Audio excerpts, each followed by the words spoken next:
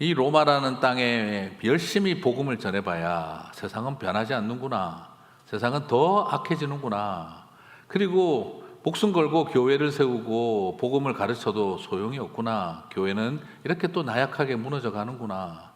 그리고 나 자신을 바라봐도 이제 늙고 노쇠하고 이젠 감옥에 갇혀서 아무것도 하지 못하는 나 자신을 바라보니 너무 참담하고 처량해서 그냥 마음에 자괴감이 확 몰려오는 것이죠.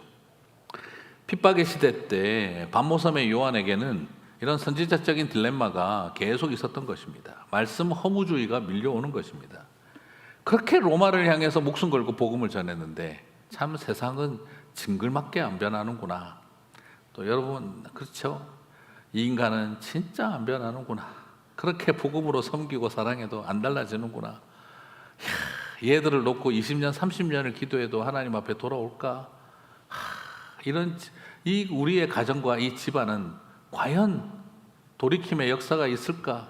내가 다니는 세상과 사회와 환경은 아무리 기도하고 말씀을 전해도 결코 달라지지 않을 텐데 그런 절망이 밀려옵니다. 교회를 바라봐도 목숨 걸고 그렇게 복음을 전했는데 어떻게 이렇게 무너질까? 이단들에게 노란하고 거짓된 가르침에 이렇게 쉽게 영혼을 빼앗기는 사람들, 희망이 없다, 부질없다, 말씀 전해봐야 소용없다, 이런 마음이 그의 마음속에 가득 들었을 것 같습니다. 실제로 그랬습니다. 유대인들을 바라보면 실망스럽기 그지없었습니다. 이해가 안 가는 거예요. 1000년이 넘도록 율법을 공부하고 배운 사람들입니다. 바리새인, 제사장, 서기관, 랍비, 온갖 하나님의 말씀을 가르친다는 사람들이 넘쳐 흘렀던 이스라엘입니다. 1000년을 성경을 배우고 율법을 배웠는데 어떻게 예수님을 못 알아보고 깨닫지 못할 수가 있을까? 주가나 말씀 공부해봐야 유대인들도 소용이 없구나. 성경을 공부하고 암송하고 가르치고 배우고 1000년을 넘게 율법과 더불어 살아온 유대인들도 예수님을 십자가에 못 박아 죽이고 교회를 이렇게 핍박을 하니 성경 공부해본들 무슨 의미가 있나? 암송을 해본들 무슨 의미가 있나? 저렇게 묵상하고 가르친들 무슨 의미가 있나? 하나님 말씀 가르쳐봐야 소용없다. 이런 결론이 날판이고, 또 반대로 초대교회는 어떻습니까? 그렇게 말씀이신 복음을 제대로 가르쳐 줬는데 어떻게 저렇게 배교할까? 어떻게 저렇게 이단들에게 빠질까? 유대인들하고 어울리면 할레파 이단이 되고 이방인들하고 어울리면 영지주의 이단에 빠지고 듣기 좋은 말만 골라 들어가면서 저렇게 교회가 무너지는 것을 보니 소망이 없다. 야, 오래된 유대인들은 고집 덩어리라서 안 바뀌고 새로 믿은 그리스도인들이라는 사람들은 저렇게 가볍기 그지없으니 답이 없구나. 하나는 고집덩어리, 무쇠덩어리, 하나는 가볍고 그냥 쉽게 변개하는 연약한 사람들 쳐다보고 있으니까 요한이 답답한 것입니다. 그래, 하나님 말씀 전하고 가르쳐봐야 다 필요 없고 소용없다. 달라지는 인생 하나도 없다. 내 인생 30년을 던져서 교회 세우고 선교하고 복음 전하고 열심히 뛰었는데 결과는 이거밖에 남지 않는구나.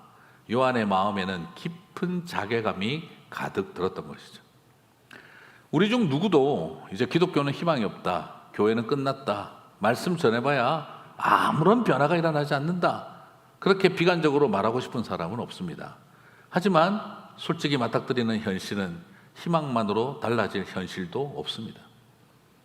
이런 상황 속에 빠졌던 것이 요한의 그 딜레마였고, 그리고 어쩌면 오늘날 우리가 겪고 있는 딜레마일런지도 모르겠습니다. 자, 이럴 때 요한은 하나님의 보좌를 딱 쳐다보는데 두루마리, 봉인된 두루마리 말씀을 보았습니다. 그걸 보고 나서 요한은 너무너무 슬퍼서 목 놓아 울었습니다. 계시록 5장 1절을 보니까는요, 내가 보매 보좌에 앉으신 이의 오른손에 두루마리가 있으니 안팎으로 섰고 7인으로 봉인하였더라. 봉인되고 닫혀버린 하나님의 말씀이다. 이게 무엇을 의미하는 걸까요? 하나님의 말씀이 봉인되고 닫혀버렸다. 무슨 뜻하는 걸까요? 첫 번째로 뜻할 수 있는 것은 바로 하나님의 계시가 더 이상 선지자를 통해 말씀이 기록되지 않는다 하는 것이었습니다. 실제로 말라기가 기록되고 나서 복음서가 쓰여지기까지 400년 동안 계시의 암흑기였습니다. 하나님의 말씀은 선지자들을 통해서 이스라엘을 향해 한마디도 말씀하지 않고 성경은 한 줄도 기록되지 않았습니다. 그 기간이 400년의 기간입니다. 신구약 중간사라고 할 수도 있고 다르게 표현하면 계시의 암흑기라고 이야기를 합니다. 그러면 두 번째, 성경이 닫혔다는 말은 뭘까? 새로운 말씀이 더 이상 기록되지 않는다라는 게 첫 번째라면, 두 번째는 이미 기록된 말씀이 있잖아요, 그죠? 창세기부터 구약 말라기까지는 기록이 돼 있어요. 그런데 말씀이 봉인되었다라는 뜻은 봐도 무슨 뜻인지를 모른다는 것입니다. 히브리어를 몰라서, 아람어를 몰라서가 문제가 아니라 글을 읽을 줄 알아도 성경이 닫혀버려서 무슨 뜻인지를 깨닫지 못하는 지경에 와 있다 하는 것이죠. 자, 이것은 왜 이러다가 이스라엘이 어쩌다가 이 모양 이 꼴이 됐을까? 유대인들은 어쩌다가 이 모양 이 꼴이 됐을까? 이사야 29장 9절에서 14절을 보면 그 배경이 설명이 나옵니다. 너희는 놀라고 놀라라. 너희는 맹인이 되고 맹인이 되라. 그들의 취함이 포도주로 말미암아 암음이 아니요 그들의 비틀거림이 독주로 말미암음이 아니니라. 대저 여호와께서 깊이 잠들게 하는 영을 너희에게 부어주사. 지금 빨리 깨어나시기 바랍니다. 지금 피곤해서도 조는 것이 아니요 배불러서 조는 것도 아니라 지금 정신 바짝 차리셔야 됩니다. 모든 계시 대저 여호와께서 깊이 잠들게 하는 영을 너희에게 부어주사 너희의 눈을 감기셨으니 그가 선지자들과 너희의 지도자인 선견자들을 덮으셨습니다. 그러므로 모든 계시가 너희에게는 같이 읽겠습니다. 봉한 책의 말처럼 되었으니. 한 번 더 읽을까요? 그러므로 모든 계시가 너희에게는 봉한 책의 말처럼 되었으니. 제가 읽겠습니다. 그것을 글 아는 자에게 주며 이르기를 그대에게 청하노니 이를 읽으라 하면 그가 대답하기를 그것이 봉해졌으니 나는 못 읽겠노라 할 것이요. 또 그 책을 글 모르는 자에게 주며 이르기를 그대에게 청하노니 이를 읽으라 하면 그가 대답하기를 나는 글을 모른다 할 것이니라. 주께서 이르시되 이 백성이 같이 읽겠습니다. 입으로는 나를 가까이하며 입술로는 나를 공경하나 그들의 마음은 내게서 멀리 떠났나니 그들이 나를 경외함은 사람의 계명으로 가르침을 받았을 뿐이라. 그러므로 내가 이 백성 중에 기이한 일, 곧 기이하고 가장 기이한 일을 다시 행하리니 그들 중에서 지혜자의 지혜가 없어지고 명철자의 총명이 가려지리라. 여러분, 예배가 중단된다도 아닙니다. 예배가 드려져도 아는 바가 없다는 것입니다. 계명을 못 듣는다가 아닙니다. 사람의 계명으로 충만하다는 겁니다. 선지자가 없어진다가 아닙니다. 선지자들이 하나님의 음성을 하나도 못 듣고 있다는 것입니다. 그러므로 그대들은 아무리 성경을 봐도 봉한 책처럼 되어버렸다라는 것입니다. 여러분, 이래서 성경이 말라기 이후로 복음서가 쓰여질 때까지 400년간 하나님의 말씀은 단 한 줄도 전해지지 않는 암흑기를 보낸 것이죠. 계시의 종결이었습니다. 이사야 30장 10절에서 11절은 좀 더 그 시대를 설명하고 있습니다. 그들이 선견자들에게 이르기를 선견하지 말라. 선지자들에게 이르기를 우리에게 바른 것을 보이지 말라. 우리에게 부드러운 말을 하라. 거짓된 것을 보이라. 너희는 바른 길을 버리며 첩경에서 돌이키라. 이스라엘의 거룩하신 이를 우리 앞에서 떠나시게 하라 하는도다. 사람들이 뭘 원하고 있다는 겁니까? 선지자 필요 없다가 아닙니다. 선지자가 있으면 있어야 되는 거예요. 왜요? 듣기 좋은 말 해주고 내 알고리즘에 맞는 말만 해주기를 바라고 내가 원하는 말만 듣도록 해줄 선지자만 있으면 된다는 것입니다. 바른 길을 가르치지 마라 이 말입니다. 무엇이 옳은지를 말하지 말라 이 말입니다. 내 알고리즘에 맞는 말만 해달라. 내가 듣고 싶은 말만 들으면 된다. 하나님 앞에 예배 안 드리겠다가 아닙니다. 하나님은 우리 가운데 임재하지 않아도 됩니다. 그냥 하나님 하늘 보좌에 잘 계십시오. 우리가 잘 알아서 모실 테니 우리 가운데 함부로 임재하지 마세요. 우리끼리 알아서 예배 드리겠습니다. 그것이 이스라엘의 영적 상태였기 때문입니다. 그래서 하나님은 더 이상 말씀을 주시지 않습니다. 그래서 계시의 암흑기가 온 것입니다. 그러니까 어떤 일이 또 일어날까요? 이미 주어져 있는 written revelation인 바로 창세기부터 말라기가 있어도 아무리 읽어도 제사장과 서기관과 바리새인과 랍비가 넘쳐서 그들이 아무리 열심히 가르쳐도 그들은 그걸 통해서 결코 복음을 읽어내지 못합니다. 하나님의 백성들에게 우리에게 주신 은혜가 하나 있다면 우리는 구약을 읽어서 율법을 배우는 게 아니라 복음을 듣게 되는 것입니다. 그들은 아브라함도 배우고 이삭도 배우고 야곱은 알 수 있어도 예수님을 보지 못하는 것입니다. 아무리 이사야서를 읽고 아무리 예레미야를 배워도 이사야는 알고 예레미야는 아는데 예수님은 모르는 것입니다. 그것이 봉인된 말씀 두루마리를 들고 있는 유대인들의 비극입니다. 보아도 깨닫지 못하는 것입니다. 그래서 계시록 5장 2절에서 4절을 보시면 그래서 요한이 울었던 것입니다. 힘있는 천사가 큰 음성으로 외치기를 누가 그 두루마리를 펴며 그 인을 떼기에 합당하냐 하나 하늘 위에나 땅 위에나 땅 아래에 능히 그 두루마리를 펴거나 보거나 할 자가 없더라.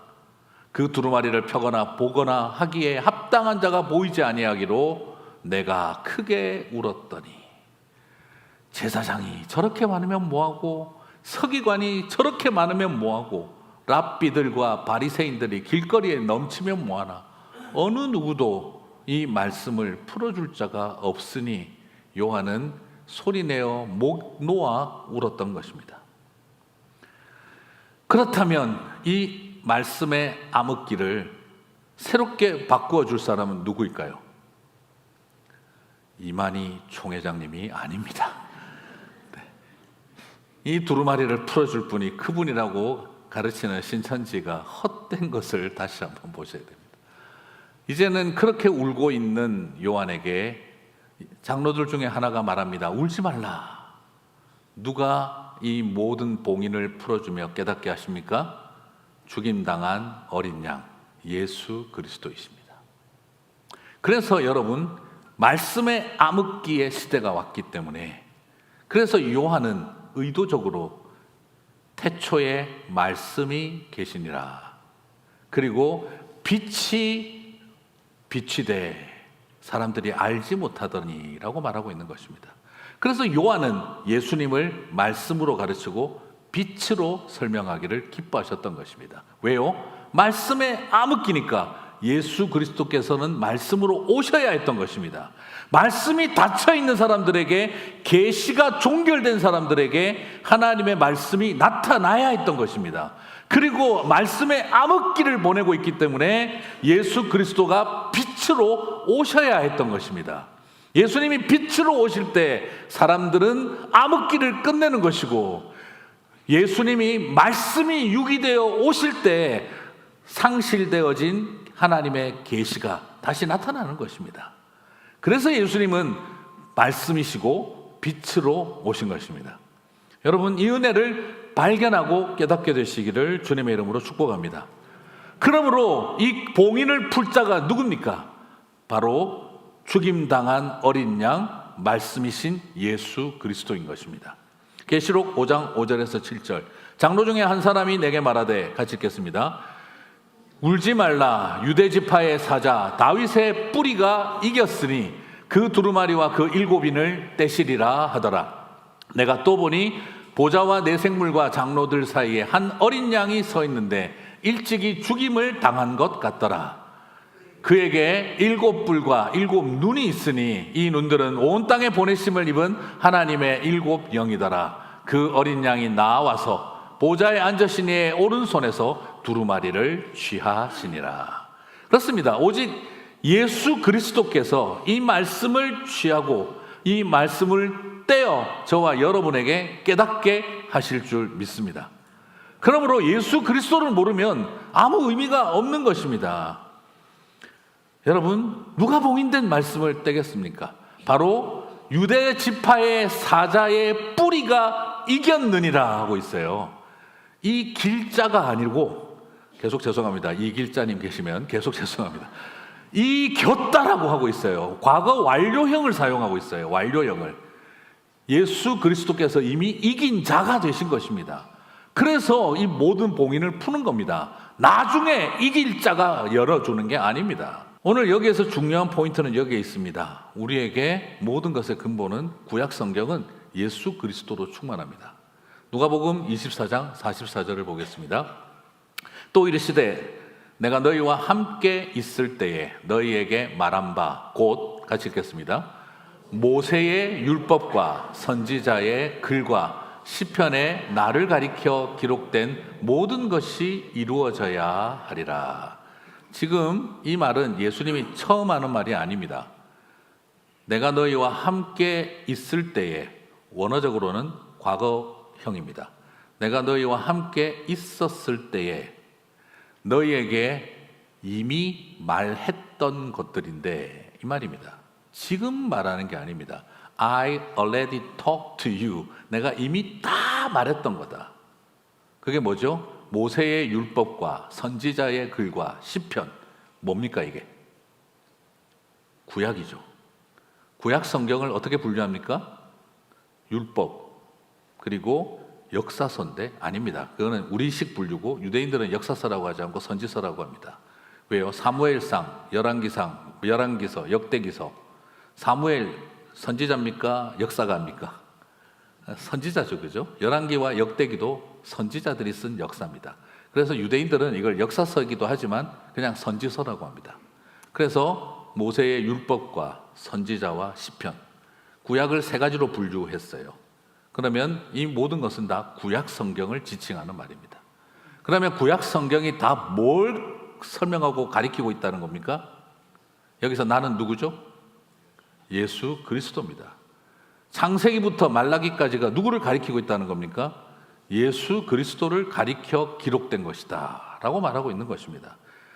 다른 사람의 말이 아니라 예수님이 하신 말씀입니다. 성경은 예수 그리스도의 계시이고 예수 그리스도의 영으로 일루미네이션, 조명을 받으면 예수 그리스도로 풍성한 깨달음을 얻게 되는 것입니다. 이것을 지금 우리들에게 가르쳐주고 있습니다. 그래서 옛날 유대인들이나 지금 유대인들이나 아무리 바리새인들이, 성경학자들이 암송하고 외우고 가르쳐봐야 그들은 할례파 율법주의밖에 되지 못하는 것입니다. 그래서 봉인이 열려 있는 것이 아니라 닫힌 것입니다. 똑같은 성경을 보지만 복음을 읽는 사람과 율법만 보는 사람으로 나뉘어지는 것입니다. 그리고 신천지와 같은 곳은 예수 그리스도로 보지 않기 때문에, 이만희 씨와 같은 인간을 사술로 보기 때문에 성경이 열린 것이 아니라 잘못 꼬인 것입니다. 꼬인 것은 안 열림만 못한 것입니다. 이것이 비극인 것입니다. 그러므로 오늘 이야기 드리고 싶은 것은 우리는 예수 그리스도의 영으로 조명하심을 받아 예수 그리스도의 계신 성경을 읽을 때 우리 안에 예수 그리스도로 풍성한 은혜를 누리게 되는 것입니다. 오늘 이것을 우리들에게 가르쳐주고 있습니다. 그렇다고 한다면 이게 지금 내가 직장 생활하고 가정 생활하고 학교 생활하는데 무슨 소용이 있는가 하는 생각이 들지요. 목 놓아 울었던 세상은 여전히 악하고 교회는 여전히 약하고 이 악한 세상과 약한 교회를 바라보면서 희망이 보이지 않고 그 속에 절망한 초라한 나 자신을 바라보면서 낙심하고 있는 요한이 그처럼 서럽게 울었는데, 이제 하나님은 그에게 목이 터져라 찬양하게 하셨습니다. 계시록은 이렇게 악한 현실, 약한 교회, 그리고 초라한 자신을 바라보며 목 놓아 우는 백성들에게 다시 목이 터져라 찬양할 수 있게 만들어주는 소망의 책인 줄 믿습니다. 그것이 은혜입니다. 그래서 저와 여러분도 목이 터져라 찬양하는 저와 여러분이 되시기를 주님의 이름으로 축복합니다. 아무리 봐도 세상은 달라질 게 하나도 없다. 아무리 우리 가정을 봐도 희망이 없다. 아무리 내 배우자를 봐도 답이 없다. 아무리 내 새끼들 쳐다보면 말씀 전해봐야 무슨 의미가 있을까? 내가 이 사람들한테 이렇게 열심히 복음을 전하고 가르쳤는데, 그렇게 말씀으로 섬기고 사랑했는데 결과가 이건가? 자괴감이 밀려오고 초라한 나 자신을 바라보며 오늘도 또 내가 사람을 의지했구나 낙심하고 분노하고 있는, 그래서 어느 틈에 노쇠하고 더 늙어버린 것 같은 나의 모습을 쳐다보고 있으면, 옛날에 내가 아니랬는데 어쩌다가 이 모양이 나도 되고 말았을까? 그래, 다 부질없는 일에 내가 인생을 걸었던 거야. 이 교회에 무슨 희망이 있다고? 이 세상이 뭐가 달라질 거라고? Why don't you change the world? 그런 프라파겐다에 그냥 속아서 열심히 뛰었더니 결국은 늙고 노쇠하고 아무것도 못하는 내 모습. 이런 가정에 복음을 전해본들 무슨 의미가 있을까? 다 헛되다, 부질없다, 그런 생각이 드는 우리들에게 오늘 주님은 요한에게 찬양할 수 있는 힘을 주신 것처럼 저와 여러분에게도 찬양할 수 있는 힘과 소망을 주실 줄 믿습니다.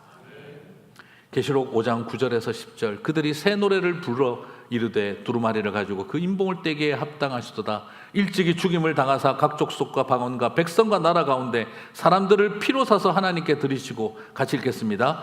그들로 우리 하나님 앞에서 나라와 제사장들을 삼으셨으니 그들이 땅에서 왕노릇하리로다 하더라.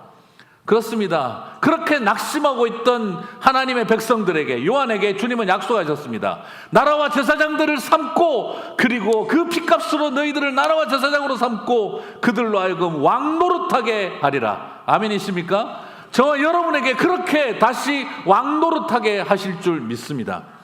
절망과 서름이 환희와 찬양이 되게 하실 줄 믿습니다. 말씀의 인봉이 떼어지고 선포될 때 죽은 것처럼 낙심하고 이젠 감옥에 갇힌 가택연금 당한 노쇠한 노인처럼 그렇게 나도 모르게 절망해버린 자리에 있는 나에게 하나님은 다시 왕노릇할지어다, 그렇게 축복하시는 줄 믿습니다.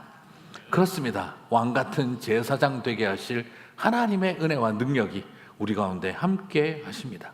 그래서 계시록 5장 11절 13절은 우리에게 보여주고 있는 것입니다. 하늘의 천군 천사와 온 피조세계가 하나님의 이름을 찬양하는 것을 보여주십니다. 또 내가 또 보고 들음에 보좌와 생물들과 장로들과들을 둘러선 많은 천사들의 음성이 있으니 그 수가 만만이요 천천이라. 큰 음성으로 이르되 죽임을 당하신 어린 양은 능력과 부와 지혜와 힘과 존귀와 영광과 찬송을 받으시기에 합당하도다 하더라. 우리가 알고 있는 성가대가 부르는 가사 다 모아놓은 게 여기에 있습니다. 그리고 13절을 봅니다. 또 내가 들으니 천사들만 그러지 않습니다. 하늘 위에나 땅 위에나 땅 아래나 바다 위에나 또 그 가운데 모든 피조물이 이르되 보좌에 앉으시니와 어린 양에게 찬송과 존귀와 영광과 권능을 세세토록 돌릴지어다. 아멘. 그때 요한은 듣게 된 것입니다. 온 세상엔 전쟁의 소문만 들리고 질병의 소식만 들리고 절망의 이야기만 가득하고 분노와 미움이 온 세상에 넘치는 줄 알았는데, 온 피조 세계가 찬양을 부르고 있는 것을 들으신 것입니다. 보좌에 계신 이와 어린 양께 찬송과 존귀와 영광과 능력을 세세토록 돌릴지어다. 이 엄청난 찬양 소리가 온 피조 세계 안에 가득 넘쳐 흐르는 소리를 들었을 때 그의 낙심과 절망은 환희와 찬송으로 바뀐 줄 믿습니다. 사랑하는 성도 여러분, 말씀을 맺겠습니다. 현실만 바라보면 한숨입니다. 그러나 하나님을 바라보면 그 한숨이 찬양이 되게 하실 줄 믿습니다. 현실을 바라보면 나는 감옥에 갇힌 죄인입니다. 하지만 죽임당한 어린 양을 바라보면 이제 왕 노릇하라는 음성이 임합니다. 현실을 바라보면 이젠 실패하고 늙은 노인입니다. 그러나 하나님을 바라보면 주님이 삼으신 나라와 제사장입니다. 절망스럽습니다. 성경을 읽어서 무슨 의미가 있나? 그렇게 복음을 전해본들 이 세상이 뭐가 달라지겠나? 그렇게 복음을 전해도 우리의 가정 안에 하나님의 나라가 임하겠는가? 얘가 바뀌겠나? 이 아들 녀석이, 이 딸 녀석이, 이 사위가 우리의 다음 세대 안에 무슨 일이 일어나겠나? 저 정신적인 방황과 저 육체적인 방황을 어떻게 끝낼 수가 있겠나? 해봐야 소용없다. 이젠 나도 그렇게 열심히 교회 섬겼는데 교회는 이 모양이고, 그렇게 말씀으로 가르친 사람들은 이렇게 나를 아프게 하고 뒤통수를 치고, 해봐야 소용없다. 이렇게 무너질 교회를 뭐 하려고 세웠던가? 이렇게 배교할 교회를 왜 세웠던가? 저렇게 이단에게 마음 뺏길 성도들을 왜 사랑했던가? 요한의 마음에도 별 생각이 다 들고, 교회를 섬기면서 온갖 무너지는 마음이 들고, 세상도 교회도 약해 빠졌던, 악해 빠졌던 초라한 내 모습 앞에 절망했을 때 그 목 놓아 울던 우리에게 다시 목이 터져라 찬양할 수 있는 은혜를 주신 줄 믿습니다. 다시 말씀을 붙드십시오.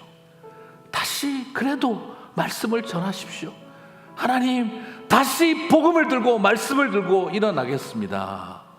이 무너진 세상 가운데 다시 복음을 전하고 다시 말씀을 가르치겠습니다. 또 어떤 일이 기다린다 할지라도 나에게 말씀을 주셨사오니 이 말씀을 주님 다시 오시는 그날까지 전하겠습니다. 요한을 일어나게 만들었던 그 은혜가 오늘 저와 여러분 가운데 임하게 되시기를 바랍니다. 다시 찬양하겠습니다. 다시 노래하겠습니다. 그 고백과 함께 일어나는 저와 여러분 되시기를 주님의 이름으로 축복합니다.